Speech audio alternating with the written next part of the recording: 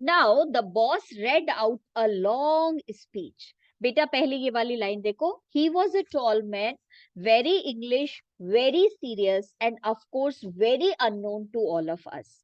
Battling with half a dozen pedestal fans on the shooting stage, the boss read out a long speech. तो S S Vasan ने उस अंग्रेज को welcome करने के लिए बहुत लंबी सी स्पीच पढ़ी. It was obvious. बेटा ओब्वियस का मतलब क्लियर. बॉस की स्पीच सुनने के बाद जेमिनी स्टूडियो के 600 लोगों को साफ क्लियर हो गया that he too knew precious little about the poet. बेटा पोएट और एडिटर.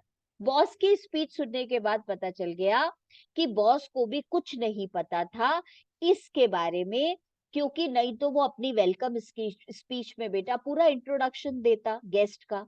उसने कुछ दिया ही नहीं, तो हमें पता चल गया कि बॉस को भी कुछ जानकारी नहीं है. The speech was all in the most general terms. Boss की पूरी स्पीच बेटा बहुत जनरल थी, but here and there it was peppered with the words like freedom and democracy.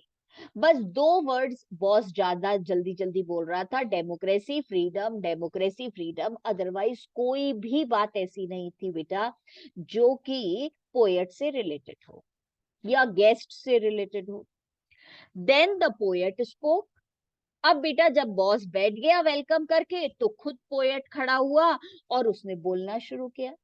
अब बेटा ये सारे लोग जो बैठे हुए हैं जेमिनी स्टूडियोज के, इन्हें सिर्फ ये पता है कि ये जो अंग्रेज आया है इसका नाम है स्टीफन स्पेंडर. इन्हें ये नहीं पता कि ये पोएट है या ये एडिटर है. और अगर ये पोएट है तो इसने कौन सी पोएम्स लिखी हैं, अगर ये एडिटर है तो ये कौन सी मैगजीन और न्यूज़पेपर का है, इन्हें कुछ भी नहीं पता. बॉस ने स्पीच दी, उससे भी कुछ पता नहीं चला बेटा. और अब ये सारे के सारे जेमिनी फैमिली के मेंबर सोच रहे हैं कि पोएट खुद बोल रहा है, ये तो बताएगा एक्चुअली कि इसने कौन सी पोएम लिखी है, ये एडिटर है या नहीं है. तो बेटा ये सारे लोग बड़े ध्यान से उसकी स्पीच सुनने लग गए.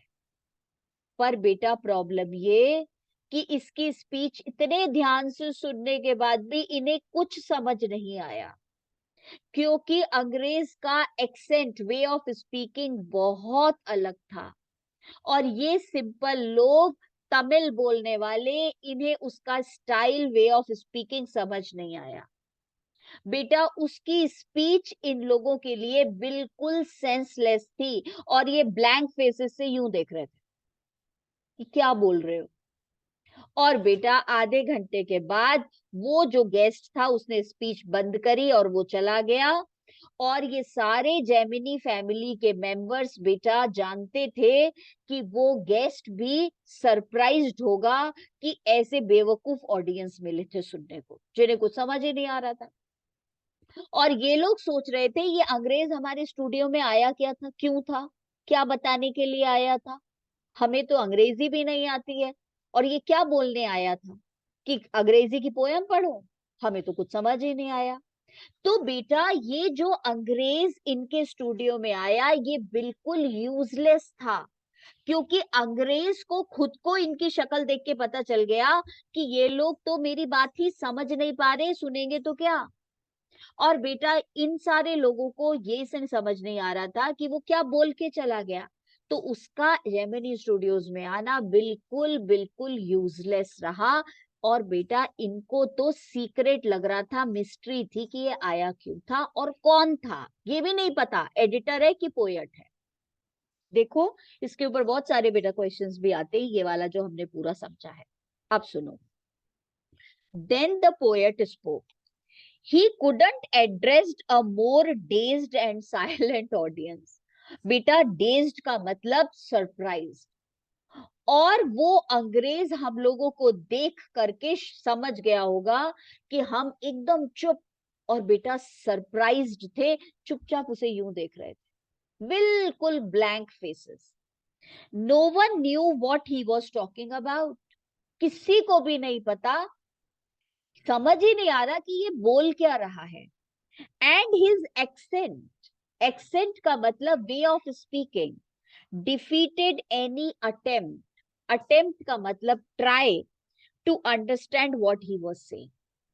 तो बेटा इतनी कोशिश कर रहे हैं ये लोग कि कुछ तो समझ में आ जाए, इंग्लिश ही तो बोल रहा है पर ये उसका वे ऑफ स्पीकिंग ही समझ नहीं पा रहा है, तो क्या समझेंगे कि ये बोल क्या रहा है। तो बेटा अब एकदम चुपचाप यूं बैठे रहे, पूरा उसने स्पीच दिया और ये सारे टाइम ऐसे शॉक्ड होकर के बैठे रहे और समझने की कोशिश कर रहे हैं पर कुछ समझ नहीं आ रहा है। The whole thing lasted about an hour, और पूरा 1 घंटा लगा बेटा उसको स्पीच देने में। And then the poet left, और फिर वो चला गया। And we all dispersed in utter bafflement, बेटा डिस्पर्स्ड मतलब वेंट अवे, और ये सारे जेमिनी फैमिली के मेंबर्स भी चले गए। अटर का मतलब कंप्लीट, बैफलमेंट का मतलब कंफ्यूजन में। व्हाट आर वी डूइंग, इन्हें समझ ही नहीं आ रहा हम कर क्या रहे हैं। What is an English poet doing in a film studio which makes Tamil films for the simplest sort of people? ये अंग्रेज जेमिनी स्टूडियो क्यों आया था? हम तो सीधे साधे लोग तमिल लोगों के लिए पिक्चर बनाते हैं, ये अंग्रेजी पोएट यहाँ क्या सिखाने आया था? बेटा, people whose lives least afforded them the possibility of cultivating a taste for English poetry, इनकी जिंदगी में इंग्लिश पोएट्री के लिए कोई टेस्ट नहीं है। The poet looked pretty baffled too, बेटा बैफल्ड मतलब कंफ्यूज्ड, और वाकई वो पोएट खुद यहाँ आकर के कंफ्यूज्ड था कि मैं कहाँ आ गया। फॉर का मतलब बेटा because he too must have felt the sheer, sheer का मतलब लिखो कंप्लीट, बेटा इनकॉन्ग्रुइटी का मतलब लिखो foolishness, uselessness of his talk, talk का मतलब of his speech about the thrills and travels of an English poet. बेटा थ्रिल्स का मतलब हैप्पीनेस, ट्रेवल्स का मतलब hard work of an English poet. तो बेटा अपनी पोयम की जो उसने जर्नी के बारे में बताया वो बिल्कुल यूजलेस थी, क्योंकि शक्ल देख के समझ आ रहा था कि सामने ऑडियंस जो बैठी है उन्हें कुछ नहीं समझ आ रहा। His visit remained an unexplained mystery, और अंग्रेज का जेमिनी स्टूडियोज आना बेटा मिस्ट्री था, सीक्रेट था, समझ नहीं आ पाया कि वो क्यों आया। और अब जब ये चैप्टर खत्म होने लगा है, लास्ट के 2 पैराग्राफ्स बचे हैं, तो आपको 2 चीजों के आंसर मिलेंगे। पहला, वो अंग्रेजी बेटा जो अंग्रेज आया था जेमिनी स्टूडियोज में वो कौन था? स्टीफन स्पेंडर नाम तो पता है, पर वो कौन था? एडिटर था या बेटा वो हमारा ये था पोएट था? और दूसरे क्वेश्चन का आंसर मिलेगा कि वो आया क्यों था, what was the purpose of his visit, और उसके बाद ये चैप्टर खत्म हो जाएगा। तो बेटा ये तीनों चीजें एक दूसरे से जुड़ी हुई हैं, विजिट ऑफ एन इंग्लिशमैन, और बेटा फिर हमें मिस्ट्री पता चलेगी कि why did he come and who was he. पर बेटा ये मैं लास्ट के 2 पैराग्राफ्स पढ़ूं उससे पहले आप जरा निकालो अपने नोट्स, और नोट्स में बेटा बस इतना सा और लिख लो फिर खत्म। Now listen. It is like visit of an Englishman. बेटा दिया हुआ है, उसमें हेडिंग ही ये दी हुई है। Another poet from England was to visit the studio. The only poets from England that Gemini family had heard of were Wordsworth and Tennyson. The more educated knew of Keats. कुछ लोग थे बेटा जो Keats का भी नाम जानते थे, तो सारे गेस कर रहे हैं कौन आ रहा है, कीट्स आ रहा है क्या, शेली एंड बायरन। बेटा but later it was made clear that he was an editor, but that was also not of any famous publication. Editor आ रहा है पर कोई फेमस न्यूज़पेपर का एडिटर नहीं है। S.S. Vasan himself was the editor of a Tamil weekly, Ananda Vikatan, decided to give him a warm welcome. The top men of the Hindu were also planning the welcome.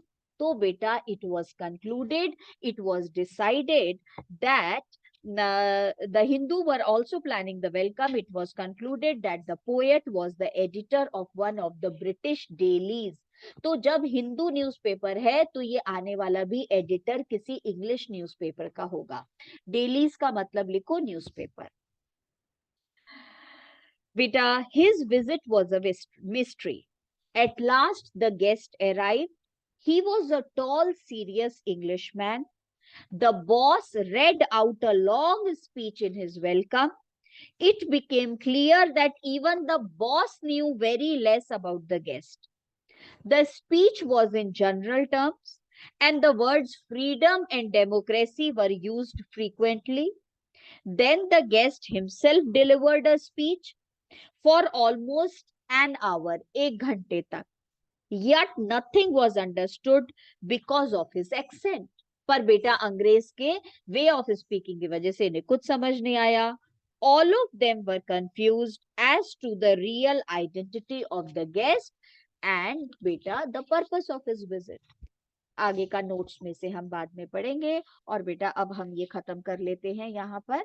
तो देखो इतनी कोई घबराने की बात नहीं है. अगर ज्यादा ही डिफिकल्ट लग रहा होगा तो फिर कल कंप्लीट कर लेंगे. अभी थोड़ा सा ही पढ़ लेते हैं. Now it is like the great prose writers of the world. अब बेटा थोड़ी सी लाइंस ऐसी हैं, वो पहले मैं तुम्हें समझा दूं फिर तुम्हें समझ आएगा एक मैम ये अचानक से क्या बातें कर रहा है. तो बेटा I am giving you that idea. अब 2 बातें हमें पता लगानी है. पहली बात हमें पता लगानी है कि ये जो अंग्रेज हमारे स्टूडियो में आया था, ये अंग्रेज कौन है. तो इस बात का पता कैसे लगा वो सुनो. बेटा हमारे अशोक मित्रन को लिखने पढ़ने का बहुत शौक है.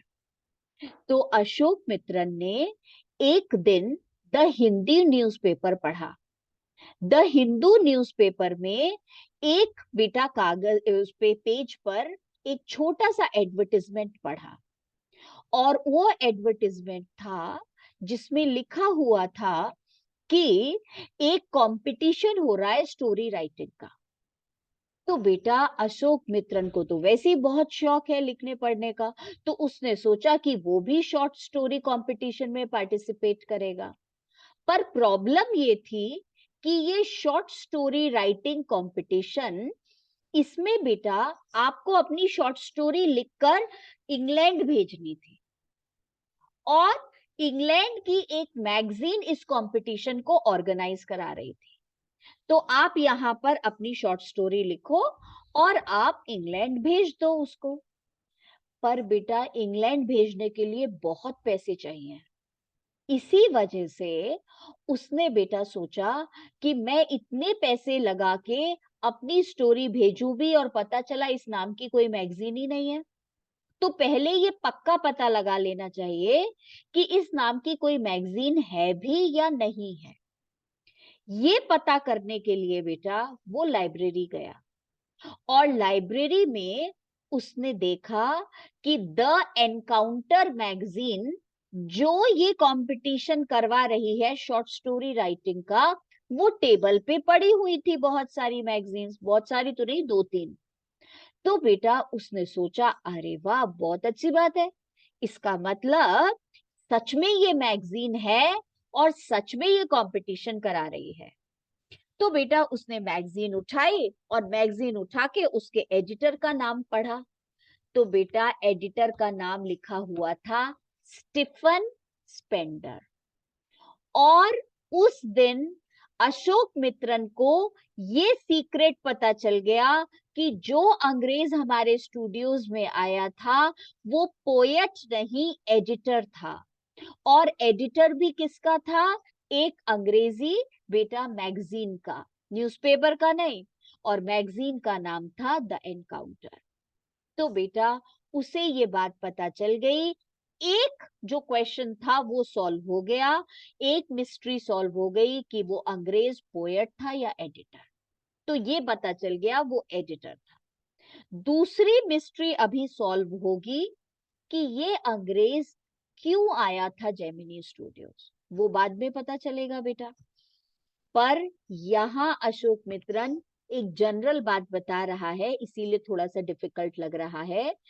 वो ये कहता है बेटा कि जो लोग स्टोरीज लिखते हैं, आर्टिकल्स लिखते हैं, जो न्यूज़पेपर में अपने कॉलम लिखते हैं, उन लोगों को बहुत बहुत बहुत मेहनत करनी पड़ती है।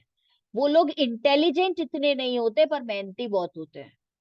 उन वो जो भी लिखते हैं न्यूज़पेपर वाले रिजेक्ट कर देते हैं। वो जो भी लिखते हैं उसे न्यूज़पेपर वाले रिजेक्ट कर देते हैं, पर उनका दिल टूटता नहीं है। वो फिर लिखे जाते हैं, फिर भेजते चले जाते हैं। और बेटा एक दिन आखिरकार उनका आर्टिकल न्यूज़पेपर में छप जाता है।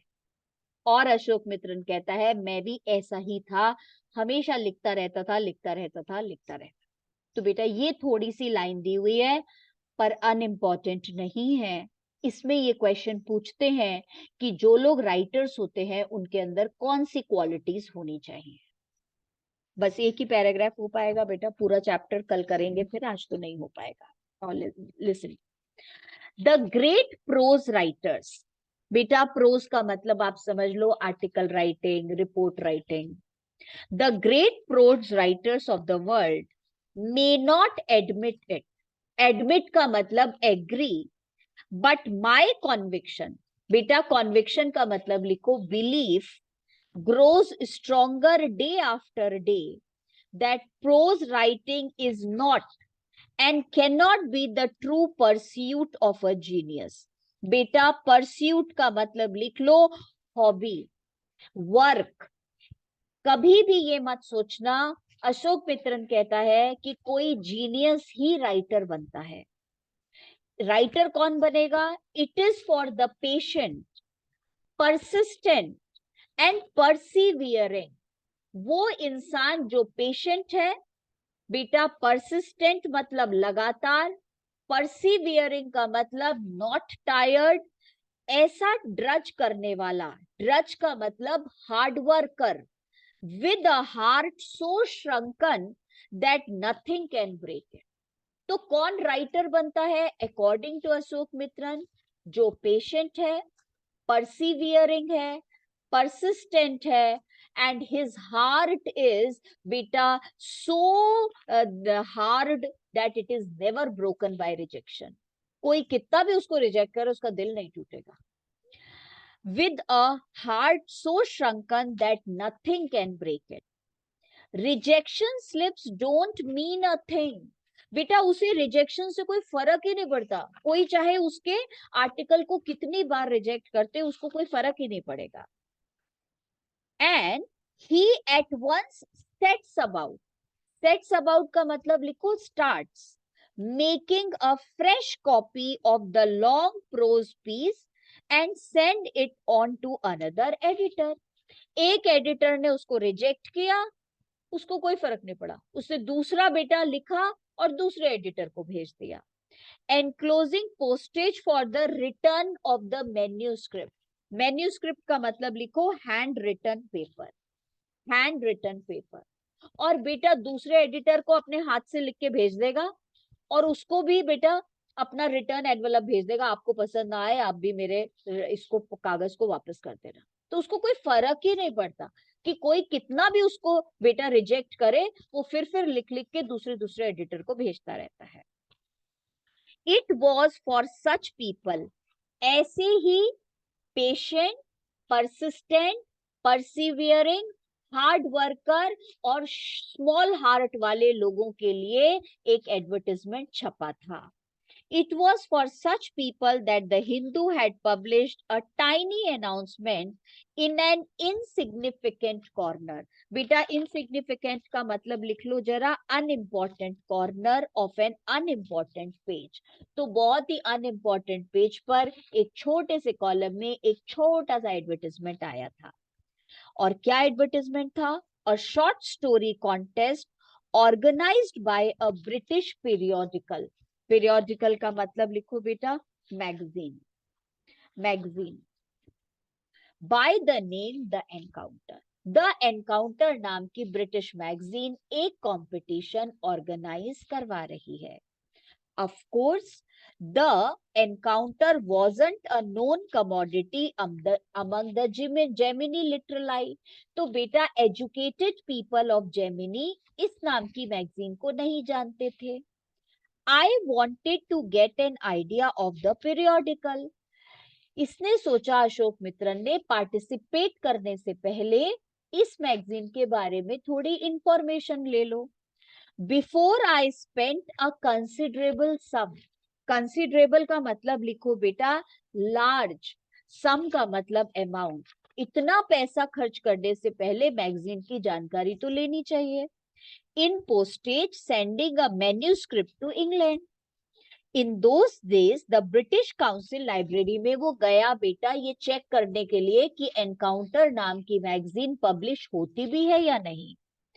Had an entrance with no long winded signboards and notices to make you feel you were sneaking.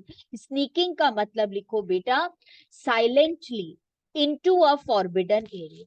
उस जमाने में ब्रिटिश लाइब्रेरी ऐसी नहीं होती थी कि बड़े बड़े बोर्ड्स लगे हुए हों और ऐसा लगे कि आप किसी बेटा फॉरबिडन रेस्ट्रिक्टेड एरिया में जा रहे हो. And there were copies of the Encounter. और वहां पे बेटा टेबल पर द एनकाउंटर मैगजीन की कॉपीज रखी हुई थी. Lying about in various degrees of freshness. बेटा वेरियस डिग्रीज ऑफ फ्रेशनेस का मतलब नोबडी हैड रेड इट. ये अंग्रेजी मैगजीन किसी ने पढ़ी नहीं थी, बिल्कुल बेटा नई नई सी किताबें रखी हुई थी. Almost untouched by readers. When I read the editor's name, I heard a bell ringing in my shrunken heart. और जैसे ही इसने किताब खोली, द एनकाउंटर एडिटर का नाम पढ़ा, उस पे लिखा हुआ था बेटा Stephen Spender. It was the poet who had visited the Gemini studios. अरे वाह, ये तो वही अंग्रेज है जो हमारे यहाँ आया था. इसलिए बेटा वो खुश हो गया, उसके दिल में घंटियां बजने लगी. I felt like I had found a long lost brother. Ashok Mitran को लगा मेरा कोई बेटा भूला बिसरा भाई मिल गया हो. And I sang as I sealed the envelope. और मैंने गुनगुनाते हुए अपनी स्टोरी लिख करके एनवलप में डाली and wrote out his address. I felt that he too would be singing the same song at the same time. Long lost brothers of Indian films discover each other by singing the same song in the first reel and in the final reel of the film. पुराने जमाने में हिंदी पिक्चरें ऐसी ही बनती थी.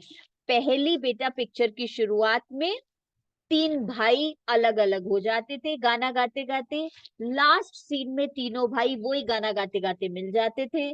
तो इसको लगा बेटा आज भी वैसा ही हो रहा है. ओहो वो अंग्रेज स्टीफन स्पेंडर मुझे पहचान जाएगा. मैं जैसे ही चिट्ठी बेटा अपनी ये भेजूंगा और नीचे लिखूंगा Ashok Mitran from Gemini studios, उसे भी ऐसा लगेगा कि मैं उसका बिछड़ा हुआ भाई हूं और फिर हम दोनों मिल जाएंगे.